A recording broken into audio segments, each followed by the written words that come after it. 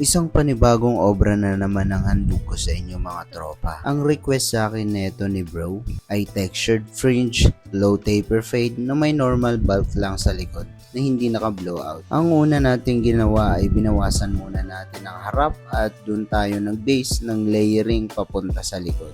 At after natin makuha yung guideline galing sa harap ay sinundan na natin to papunta sa likod. Itong gantong klaseng procedure ay medyo fast forward compare sa may sectioning.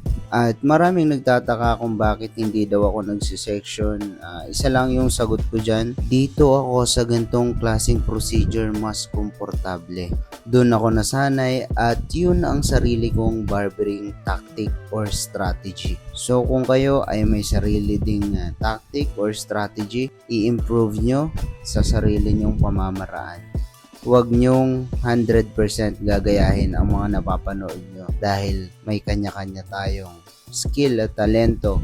Malay mo, mas malupit pala yung natatagong iyo na kailangan mo lang ipalabas sa pamamagitan ng maraming experience. Experience is the best teacher. So ito ay para sa mga aspiring barber na gusto matuto. Binibigyan ko lang kayo ng motivation dahil ako ay nagsimula din ng hindi marunong katulad nyo mga par.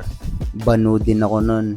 Pero sa katagalan ng panahon, nag-improve na ngayon. Basta tuloy mo lang at i-improve mo yung sarili mong tactic or strategy. Ipaghalo-halo mo yung mga nakikita mo at gawin mong isa at bumuo ka ng sarili mong formula. At mukhang marami na nga akong nasabi na hindi naman related dito sa pinaggagawa ko.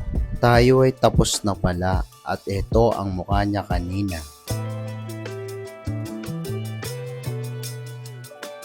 At heto siya ngayon.